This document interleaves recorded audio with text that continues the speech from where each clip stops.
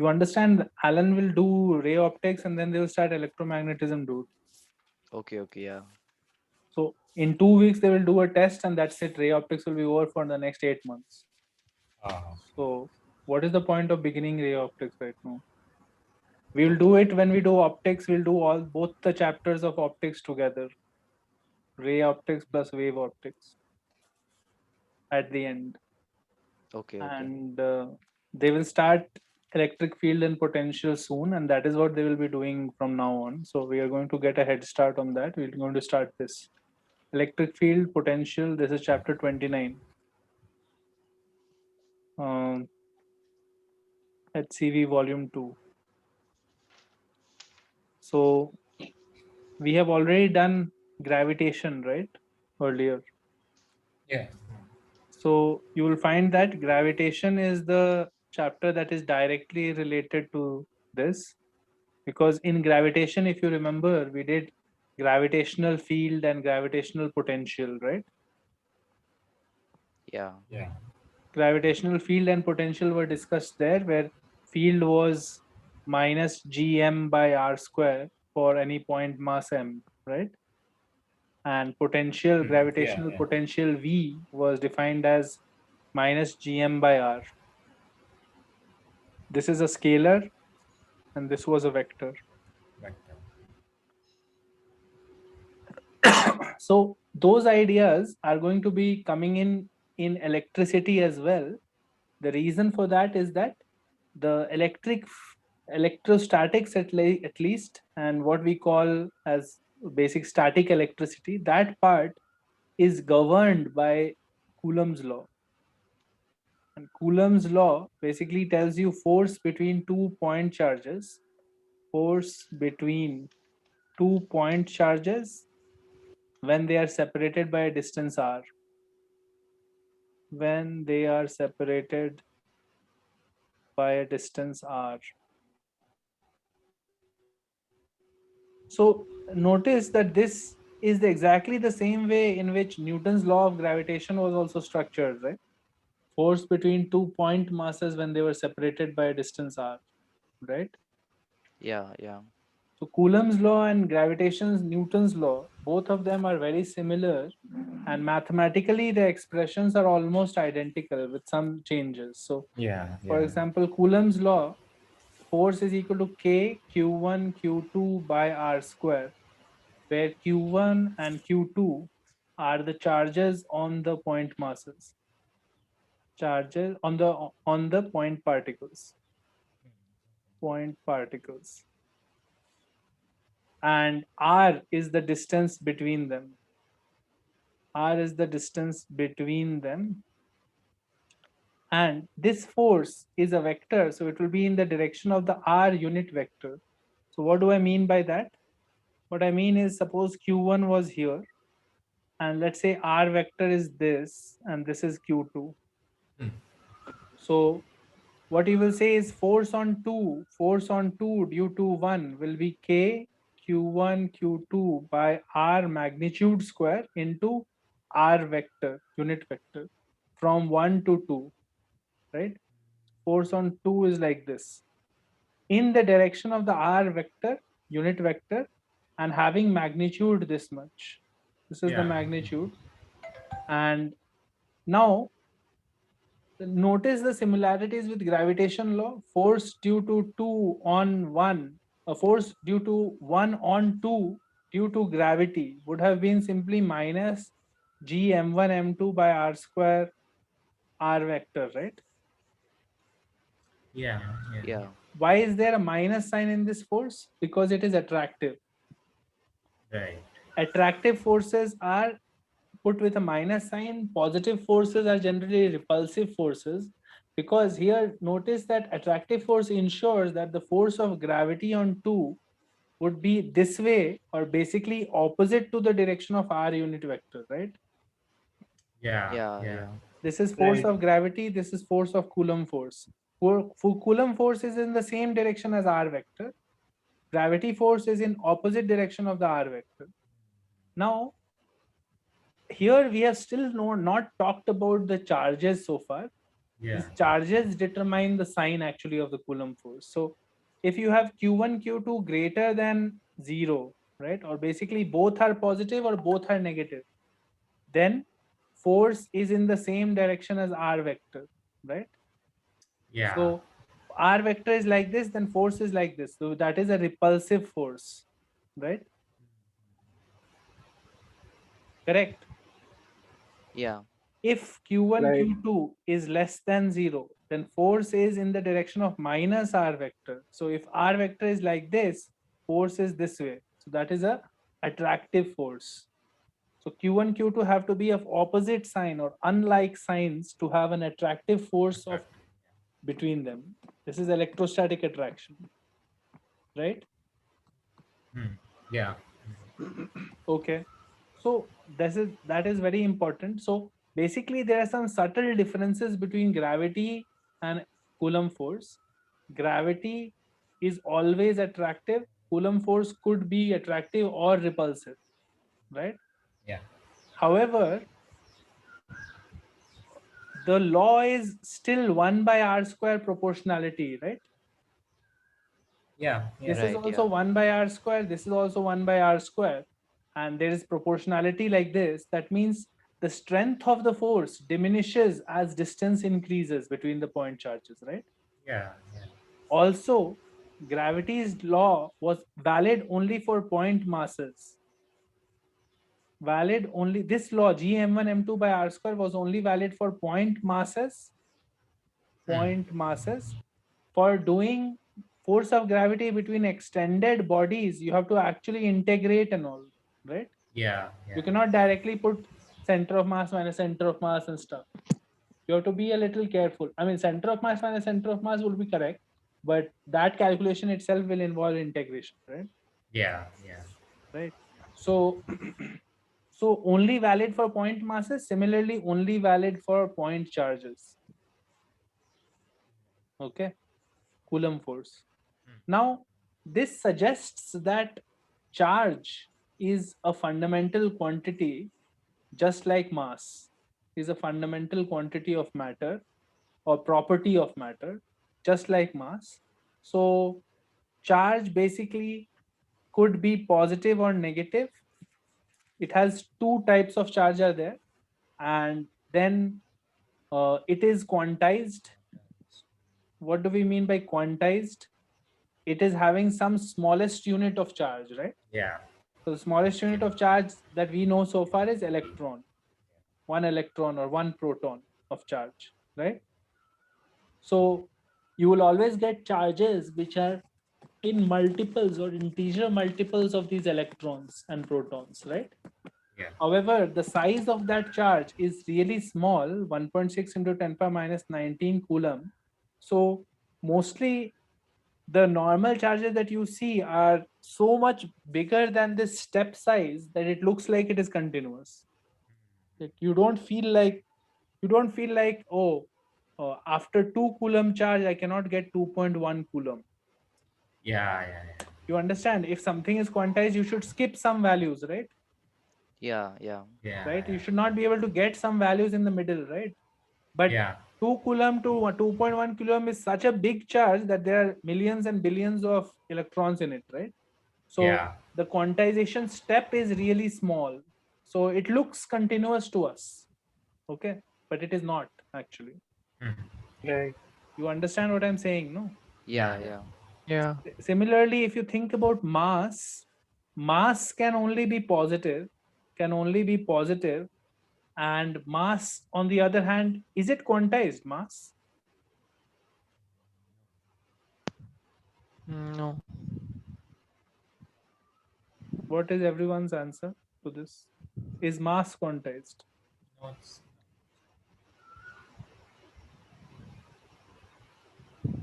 Someone is saying no. Is someone saying yes?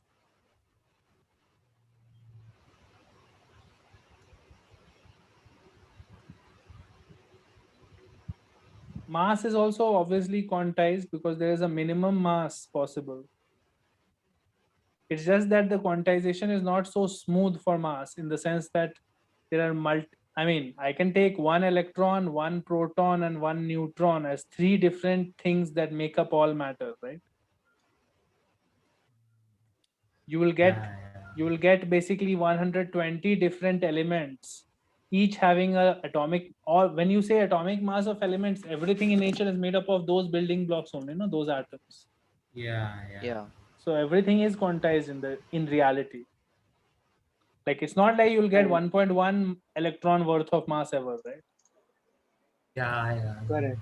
It doesn't just have one common step, it has three different subatomic particles that make up its steps.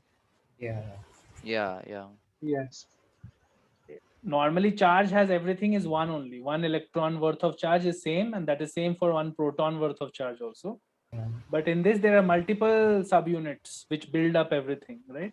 yeah, But you yeah, still Correct. cannot get intermediate values. You'll not get 1.1 electron worth of mass or something, right? So mass is also Right. quantized, it is just more complicated. But again, these values are so small that it doesn't look like quantized for us. yeah, So that's fine. So we are seeing that the two laws are very similar, and therefore all the results of gravitation will still be valid. All the results of gravitation are valid with minor modifications. So you have to replace q with m, yeah. obviously, and you have to replace your G minus with, g or g with k, yeah, right? And this one is always, negative sign is always there in the gravitation law because it is always attractive. So you can forget about the sign and replace g with k, and then think about the sign in terms of, if it is a like charge, charge, it yeah, should be repulsive. If it is unlike charge, it should be attractive, right? yeah, Right. So you can think of the sign of the of the force due to Coulomb independently and decide whether you put a plus or a minus there, right? Yeah. yeah, yeah, Correct. Magnitude will be same, get it by replacing g with k, q with m. So Coulomb's law basically becomes, force of Coulomb is k q1 q2 by r square. This k is written as, is actually 1 by 4 pi e naught q1 q2 by r square. E naught value is 8.85 into 10 power minus 12. You should remember 1 by 4 pi E naught's value also. That is 9 into 10 power 9 approximately. Okay, so you should know that this whole thing is almost 9 into 10 power 9. Okay, yeah, and Right. the smallest units of charge are 1.6 into 10 power 19 minus 19 coulomb, and r is distance between the point charges, right? That force will have the dimensions of Newton, or force will be in the units of Newton. So this is your basic Coulomb's law. Now, just like we did in gravity, what we will think about is what is the force on a charge here due to a collection of charges, right? So if there are multiple charges, what is the force on a charge here? So obviously this charge will exert some force, and this charge will exert some force, and this charge will exert some force, right? yeah, So this is say F2, this is F1, and this is F3. What you have to do, net force will be the summation of all of these forces, right? yeah, yeah, So this is a vector sum, okay? So right, each force depends on what? F2 can be written basically as K Q Q2 by R2 square in the direction of your R2 unit vector, right? Like this. Correct. yeah, And Yeah. similarly, Yeah. this Yeah. one will be Right. written as Q1 by R1 square in the R1 unit vector direction. So finally, it will be addition of three vectors, right? yeah, That will be the resultant force. That will be F resultant. Now, we could have continued with just the resultant force and Coulomb's law and continued the theory. But again, just like in gravity also we could have continued just with the Newton's law of gravitation and said that every time you just find the forces due to each point particle and add up, right, to find resultant force of gravity. But yeah, there also we defined something called gravitational field. So here also we'll define something called electric field. The reason we define electric field or gravitational field is that we are trying to explain how a body that is somewhere here can affect something really far away, Yeah. Yeah. right? We are trying to say that how is it that something far away is exerting a force on each other. So electric field is a concept that helps us to explain that. And what is the concept? It says that every charge creates its own field in space. Every charge creates its own field in space, right? Yeah. And this field extends to infinity. This field extends to infinity, but gets weaker as you get farther and farther from the charge, but gets weaker in strength as you go farther from the charge, from the source charge. Source charge, by that I mean the charge which created the field. Yeah. Yeah. From the source charge, as you go farther and farther, it gets weaker and weaker. What is this variation going to look like? The variation will be proportional to 1 by r square, Yeah. right? So now, if you place an external charge, capital Q, in this field E, in this field vector, basically it's a vector field E, it experiences a force due to the field. It experiences a force. It means this external charge capital Q, force Yeah. due to the field. What is the force on the charge capital Q due to the field? Force will be Q into E direction, right? Now Yeah. notice that this was the same thing that we were saying when we were doing gravitational field and all. We were Yeah. saying there force was M into E, right? Yeah. Yeah. Yeah. We used to find E and then used to say M into E will be the force at that point on any mass, right? So now we are doing the same thing here. We are saying that Q creates in every point of the universe some field value, right? Yeah. Some field value. It's a vector field, so it will have some magnitude and some direction, right? Right. Let's say this is my vector field. It has these values and these directions, right? It is longer when it is closer, it is smaller when it is farther, right? The vector size, Yeah. Yeah. because it is 1 by r square dependence, right? Now, Yeah. suppose I put a charge Q somewhere here, a capital Q somewhere here.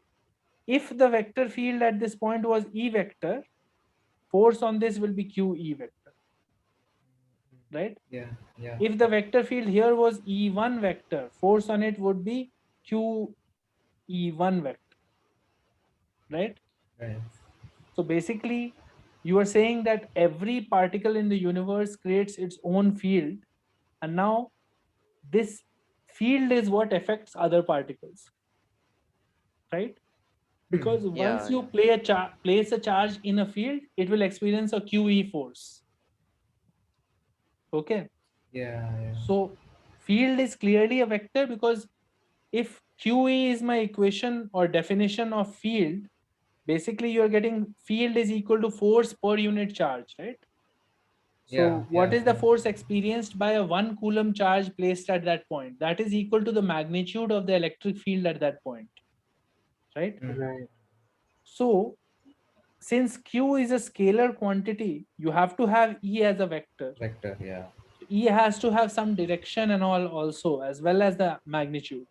So now our job becomes finding electric field in different situations, finding E field due to different charge distributions, due to different charge distributions. Because if you can find the E field due to different charges, then you can predict what will happen if any other external charge faced that force, right? Yeah. Yeah. Correct. So how do we find this? So if it was point masses case is trivial. You just find ei vector, right? For the ith particle. For ith, not point masses, point charges. Point. If it was point charges, you'll find ei for the ith charge. And once you get that, you will just do summation of EI, right? Force vectors will be added to get E resultant. Right. Yeah. And then force on a particle would be Q into E resultant. Hmm. So that is normal thing that you would have done if it was a finite number of particles, right? Yeah. However, for continuous bodies, you'll obviously have to do something else. Like for example, if there is a charged rod, Right. Q, L, length of the rod is L, charge on it is Q. Now, what we want to find is field on the perpendicular bisector of the rod at a distance X. Okay. Hmm. Hmm. What is the field at point P, which is at a distance X from on the perpendicular bisector of the rod, right? Yeah. So think about how you would do it. You have F is equal to K Q1 Q2 by R square. This is the magnitude of my F. So how would you calculate the field at this point? So what we can do is take a tiny element here. This is called dq element. This is at x distance here or y distance here, and thickness is dy. Okay. What am I saying? I'm saying take a small element here. This small element is at a distance y from the origin, has thickness v dy, and charge will be some dq, right? So what is the charge on it? dq will be equal to q by l into dy, right? Yeah. Hmm. That is fairly straightforward, dq. Now, if I try to find the field due to this element at point P, so field will be along this line, right? Right. Right. And we know that electric field is F is equal to QE, and if force was due to two charges KQQ by R square is equal to QE on the particle Q, then Q gets cancelled and E is equal to KQ by R square. E is equal to KQ by R square for a point charge. Ah. Why? Because I am dividing by the capital Q, no, which is the new Yeah. particle. Yeah. Hmm. So actually the field supplied by the source is just dependent on the source charge and the distance from the source charge. It is not dependent on Yeah. anything else. Okay. So now what is the field due to this element? Field due to this element at this point. So I will use the formula. I'll say DE, field due to that, is equal to K dq by R square, right? Hmm. K dq by R square, and R is x square plus y square, Right. right? If this is Root of y, that, right? Root of it. Okay, it's square. it's square, no? Okay. Yeah. It's square, so it is going to be this only. Yeah. DE is this value. This is the magnitude of DE. Its direction is this. Now notice that if this angle is theta, there is a component like this theta, so DE cos theta, and there is a component like this DE sin theta, Yeah. Yeah. right?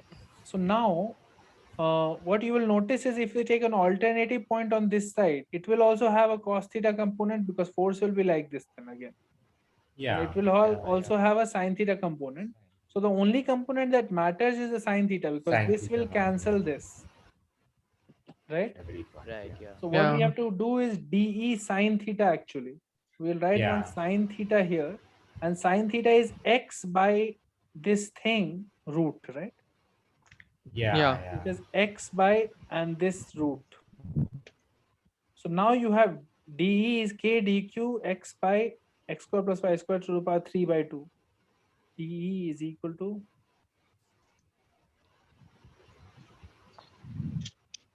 x square plus r square, no? No, X square Uh, plus y square. x square plus y square to the power 3 by 2, right? Yeah. Okay, so this is the thing. And what is dq? dq is basically q by l into this length was dy, I think, right? y dy it was. By it. Yeah. So Yeah. dy. This is charge per unit length into tiny length. So this is my dq. So okay. So this becomes k q x by L into. L. L is there, no? Q by L into Yeah. L into x square plus y square to the power 3 by 2 dy. Right? Yeah. Okay. We have this. Now we need to integrate this. Correct? Yeah. We need to integrate this to find out the net force, right? Yeah. So integration will be such that, okay, I feel like I have taken unnecessary some variables because integration should have been over my, okay, y. Y is horizontal only, no, here. Yeah, Yeah. Horizontal, yeah. it's fine, it's fine. So this will be from minus L by 2 to L by 2, right? Yeah. Yeah. And now KQ by L and all will come out. You have minus L by 2 to L by 2 x by 3 by 2 dy, right? It feels like I made a mistake somewhere because this is just weird. It is becoming. I'll just do it once more. So see here, rod here. This distance, let's say, is h, and let's say this is x, and this is dx, and this is my r vector.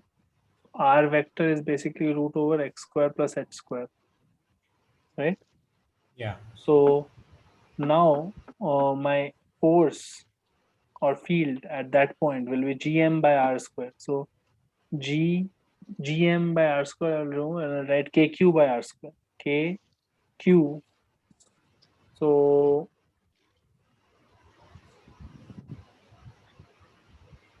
q is the source charge, k dq by r square. R square is x square plus h square, and dq is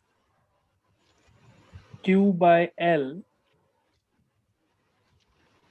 Dq is q by l into the dx, right? Yeah. So this becomes k q by l dx x square plus h square, right? So this kq by l comes out, kq by l comes out, and this is e. So I have to put a sine theta also. So sine theta here will be h by this whole root. So Yeah. kq h by l, you get 1 by x square plus h square to the power 3 by 2, right? And you have The dx, same. Yeah. and you go from minus L by 2 to L by 2, right? Now this integral is doable because what we can do is h is equal to tan phi, let's say, right? Yeah. So x tan phi actually. So x square plus h square becomes h squared x square plus so x square common x square phi, right? And you have to raise it to the power 3 by 2, correct? Right. Right. So this will become x cube sec cube, right? Yeah. So this will look like now minus L by 2 to L by 2. Dx is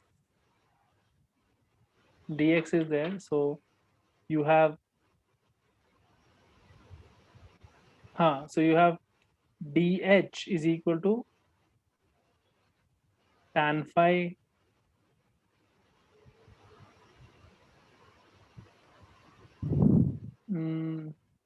dh is equal to tan phi is a constant. No, right? Tan phi is not a constant. So secant squared phi x tan phi are taken, right? So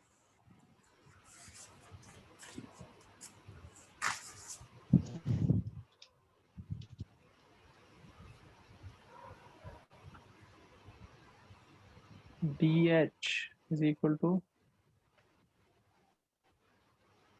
dx tan phi. But at this moment, this phi is constant, no? At this moment, I feel like, no, you have to differentiate it, right?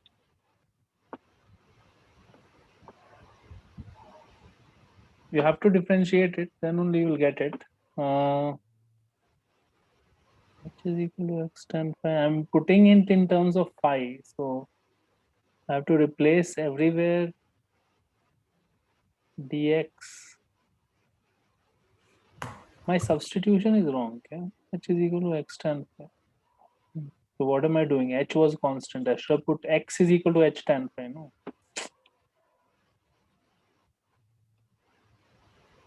X is the variable that I have to remove. Okay. Right. Right. You understand? X is the variable you have to remove. So I have to put x is equal to h tan phi. So h is constant. So it is x square phi d phi. Right? Right. Right. So now this becomes h sec square phi d phi on top, and x square plus h square will be h square, not this, this is wrong. It will be h square tan square plus h square, right? So h square sec square. So it will be h cube Yeah, sec yeah. cube, right? And this becomes 1 by h square by sec theta, so cos phi on top, right? Yeah. Now yeah. cos phi on top, so integration of cos phi will be sin phi, right? So sin phi by h, and notice that your tan phi was x by h. Tan phi was x by h, so sin phi will be x by root over x square plus h square. Yeah. So this is basically x by h root over x square plus h square, right? Yeah. And now I have to Yeah. evaluate it from minus L by 2 to L by 2. L by 2. Yeah. So you'll put L by 2 minus L by 2. So on top it will be L only. L, you'll get L by h root over L square by 4 plus h square, right? Notice after simplifying on this, put L by 2 and minus L by 2, you'll get this finally. Because on top Yeah. there will be L by 2 minus L by 2. So that becomes L by 2 plus L by 2. And denominator is same. Yeah. So this you have to multiply by k cube h by L. H by L will cancel this, and finally you get k cube by root over L square by 4 plus h square, right? Yeah. This is becoming your E vertical component, because horizontal component was cancelling, no? Yeah. Due to Yeah. the thing, your horizontal components were cancelling. So this is the Yeah. net vertical component as you go from one end to the other end, Right. right?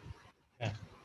So this became a little complicated, not because of any difficulty in the question. It was because I was mistaking the substitution. So actually, ultimately, what you have to do is simple only.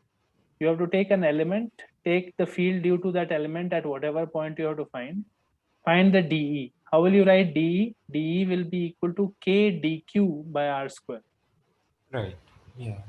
This will be a vector finally, and it is k dq by r square is the magnitude of that vector. Once you have written dE, decide which component matters. Sometimes both will matter, sometimes only one of them will matter, right? So Yeah. if you know that, then write the component of that whatever direction matters as either d sine theta or cos theta or whatever, right? And this thing you have to integrate to cover the whole body. That Yeah. will give you the whole E, right? Correct. Yeah. So for Yeah. example, as an example, we can do field at the center of a semicircular ring. Let's say this is a semicircular ring. Radius of the ring is capital R. Now, on the semicircular ring, there is a total charge of Q distributed over the surface, over the circumference, right? Over the circumference, Q charge is distributed. Now, what is the field at this point, right? What is the field at this point? Is it down? Is it horizontal? What is the direction of the field, first of all? So what we'll say is tiny charge is distributed somewhere here, right? dq. Yeah. This will exert a field like this, right? Yeah. And this will be some angle, let's say, and this is r. So what we can say is this charge dq at an angle theta is exerting a field in this fashion. So dE is equal to k dq by r square, right? Correct. Now, this d is not, however, what is going to add up, because horizontal component is cancelling, right? Yeah. Yeah. So you actually need, if this angle is theta, this angle is theta, so this is 90 minus theta. So you need dE cos 90 minus, so dE sin theta you need, right? Correct. Because Yeah. this is theta, so this is 90 minus theta. So dE sin Oh. theta is needed because cos 90, this vertical component is the only thing that is left. So d sin theta you have to find. Now you will write it as k dq sin theta by r square, right? And what is your dq? dq is basically charge per unit mass, so charge q by pi r multiplied by the thickness here, right? Which is Yeah. r d theta, right? Yeah. Yeah. This will be q by pi d theta. Q by pi d theta is dq, so you are getting d sin theta coming out to be as q by pi sin theta d theta by r square, right? Q by pi r square sin theta d theta, right? Yeah. Yeah. Now, you have to integrate it. You have to integrate it so that it covers the whole thing, right? Correct. And this is the vertically downward component, right? Now, this integration, if you do from angle going from 0 to pi, you'll get q by pi r square here, and sin theta integral is minus cos theta. And when you do 0 to pi, it will become 2. So field in this direction is equal to 2q by pi r square. You understand what is happening? Yeah. Yeah. So for finite set of bodies, the way you do it is take small elements, take the field due to each small element, and then add up by integrating across the whole body, right? So that is the same process that we used to do in gravitation also. In gravitation also, if it was a question about finding the field in a certain body, right? You would do the same thing. You would take some element, you would write the gravitation law, and basically after simplification and all, you will get the total field at that point, right? Yeah. While simplifying, you'll have to add using vectors. You cannot do straight addition. Now, there will be questions in the exercise that will be based on this field calculation. So you have to go through all of them. Yeah. There is a section on derivations also. And 1 or 2 derivations, I think he has shown in the book. And then he has said that all of this was already defined in the gravitation chapter. So you should go back and read the gravitation chapter. Basically, you need to know values of electric field and potential for all spherical cases. All spherical cases. That means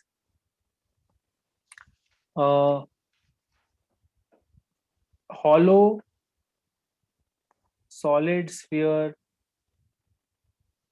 and both charge and hollow and solid sphere and you could have a partially hollow, you could have any combination of these two, and you could also have a hollow or solid shell. By shell, I mean only outer thing, right? Yeah, yeah. Like you could have a situation where it is only this much part is hollow and this part is filled, right? Yeah, yeah. So you could also have a situation where everything was hollow. It was like a football, nothing was inside, right? Mm. So shell and sphere, that is the difference. Shell is empty, it doesn't have volume, Mm. whereas the sphere will be packed, right? Yeah. So for these special cases, you will need to know both for hollow sphere, hollow shell, solid shell, you'll need to know the values, because these are going to be super important cases of your general theory. For others, you will have to figure out. So you will have to figure out by actually doing the calculations. What we'll see soon is that instead of calculating the electric field, it is sometimes much more convenient to work with a new quantity called electric potential. Okay. Now, electric potential and electric field are governed by the same relations that we have seen earlier. Potential and field are governed by the same relations that were there in gravitation. What was the relation between field and potential in gravitation? It was the negative of the partial derivative of the potential is equal to electric field.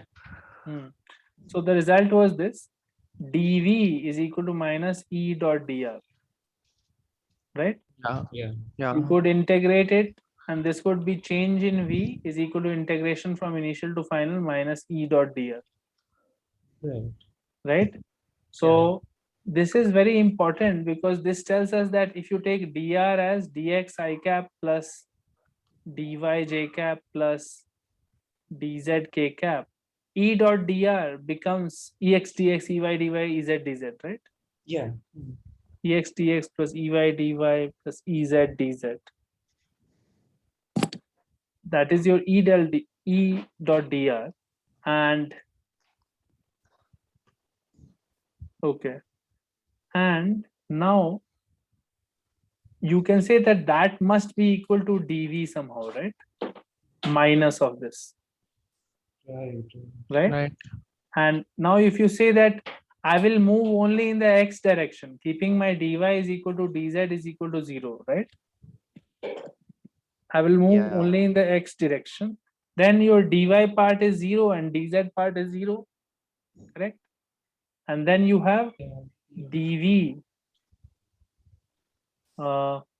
dv is equal to minus ex dx only, right? And therefore dv by dx is equal to minus ex, right? Yeah. Yeah. Yeah. Now this result, similar results, you'll get dv by dy is equal to minus ey, Right. right? And dv by dz is equal to minus ez. So what is the meaning of these results? These results tell us that basically if you partially differentiate your potential energy function, potential function, right, Yeah. with respect to x, with respect to y, with respect to z, then it will become a situation where you're moving only in one direction and keeping the other two directions fixed, right? So all the change in potential is because of that one directional motion now, correct? Mm. So you are getting the coefficient of field in that direction because you now know this, that the dou v by dou x, this can be written as minus dou v by dou x, right? If v is a function having more than one variable, right? Yeah. This can be written like this, and obviously you can also write ey as minus dou v by dou y and so on, right? Yeah. So that thing becomes super important because now people can ask you, why does Suppose you have a positive charge Q and a negative charge minus Q, right? So why does the potential or potential decrease, or why is the force attractive, right? Why does the force attractive? So because force is minus, the force is Q into E, and you have E is minus dou V by dou X I cap minus dou V by dou Y J cap and Right. minus dou V by dou Z K cap, right? Yeah. Yeah. E is this thing. So if I know the potential in this region, right? Potential in this region, then the way potential changes gives me the value of the field at a particular point, right? So this Yeah. relation E dot dr is equal to minus dV. It also means that mod E mod dr cos phi is equal to minus dV, right? Or minus delta V, right? So what this also means is that E dr cos phi, your change in potential is maximum, like potential is in the direction of maximum decrease in field. Like when cos theta is 1, right? So delta V will be minus E dot difference in R, right? Yeah. Correct. So you can say that electric field is in the direction of minus delta V by delta, or electric field is the value of the maximum slope. No, minimum slope, right? Because mod R cos theta, what will you say? E is equal to minus V by R cos theta, right? Mod R cos theta. So cos theta is 1, then this thing is minimum, right? No, maximum it is, correct. Oh, it's minimum itself, right? No. Mod R cos theta will be less than equal to mod R, right? So the overall thing is lower in magnitude, but there is a minus sign, All right.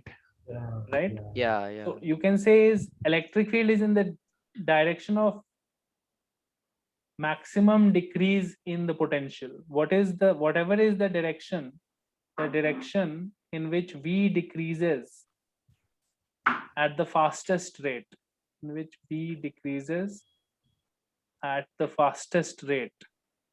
is the direction of E at a point. Is the direction of E at a point. We will see applications of this V and E connection pretty soon, but right now we have not yet defined V also. So what is the definition of V? Same logic as we did in gravitation, okay? So in gravitation, first thing we did was defined U, which is potential energy. It is a scalar. So U is potential energy of a system of particles, of a, say, pair of point charges, right? Yeah. Pair of point charges in gravitation, we used to write it as minus G m1 m2 by R, right? So in electricity, obviously I'll write it as K q1 q2 by R. Everything is same. M1 becomes q1, m2 becomes q2, minus G becomes K. Okay, this is Right. your Yeah, potential yeah. energy between 2 point charges separated by some distance. Why is there a potential energy? Because if the charges are there, they actually don't want to be there. Okay, they either want to come close together and get attracted, or they want to repel each other, right? If you are holding them there, then you are forcing them to stay there against their will. So you're giving them some potential energy. Yeah. Okay, they either want to come together and you are holding them back, or they want to go away and you are still holding them there, right? Yeah. So they will have some potential energy at this place. That potential energy is given by this expression. So if you go from 1 point to another point, right, you can have U initial value and U final value here, right? This difference delta U is equal to U final minus U initial, right? this delta U is what delta V is defined in terms of this delta U. So what we say is delta U would be equal to Q into delta V. Okay. So Yeah. therefore, Yeah. delta V is equal to delta U by Q. Okay. And delta U was obviously K Q Q by R F minus K Q Q by R I, right? And you divide that by Q, you cancel this, and you'll get K Q by RF minus KQ by RI, right? All right. Yeah. And that will give you the expression of V, which is KQ by R. So VF will be KQ by RF and VI will be KQ by RI. It's the Yeah. same exact derivation that is there in gravitation. So if you have any doubts, you should go back to gravitation chapter also once and see how we derived potential and all.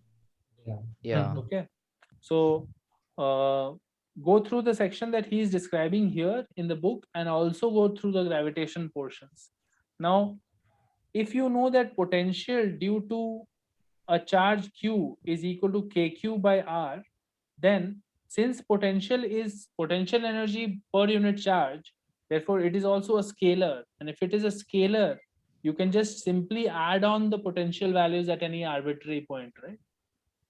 If there are multiple charges, right? And I want to find the potential at point P, I don't need to worry about anything other than this distance and this charge. Q1, R1, not a vector. I only need KQ1 by R1, right? Plus Yeah. KQ2 by R2. I don't need any vectors now. I need distance between these 2 points and the magnitude of the charge. And this is your Yeah. V initial, which will be the sum of all of such terms, right? Yeah. Yeah. Once you have V at a point and you have V at another point, then obviously if you go in this direction, you will be able to utilize the formula dV is equal to minus E dot dr to be able to say what is the electric field in this region. So we'll do a few exercise questions in this chapter, which will test whether you understand this relation properly or not. So again, what is important here is to read the theory very closely, whatever he is explaining. Yeah. And go back to gravitation for some of the derivations of what is the potential at the center of a uniform spherical shell, what is the potential in the solid part of a solid sphere inside the sphere, right? Yeah. Yeah. Things Yeah. like this, those derivations that were there in gravitation, those are going to come in handy again. So I want you guys to go through those properly, okay, once. We'll continue from this point. I'll not try to do too much today. Just go through once the gravitation sections and also this electricity chapter 29 sections. He will show you all of these relations only. He will show you how to calculate electric field, electric potential and all. So it should be fairly similar and comfortable for you guys. So read through the theory once, okay? We will continue from this point. One more class of theory definitely will be required, and then we'll start to questions. If you are done with the theory, you can start the exercise immediately. Okay.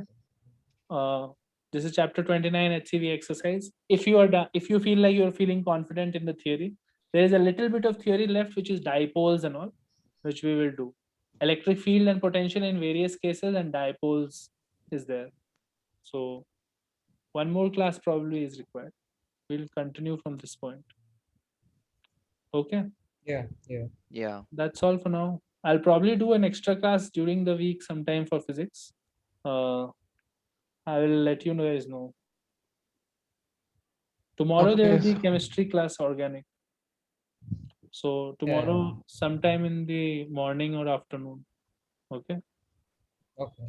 Just tell me what times are available for you. Dev and Aditya, I think 4 p.m. and onwards is class, right? 4:30. Yeah, Yeah. And 4 you to guys, Rishi 8:30. and all, 12 onwards we have 12 to class. 5. Yeah. 12 onwards you have class. Good morning. Okay, I so don't early know. morning is possible. Okay, Yeah. I'll tell you. Okay, that's all for now. I'll see you guys. Thank you, sir.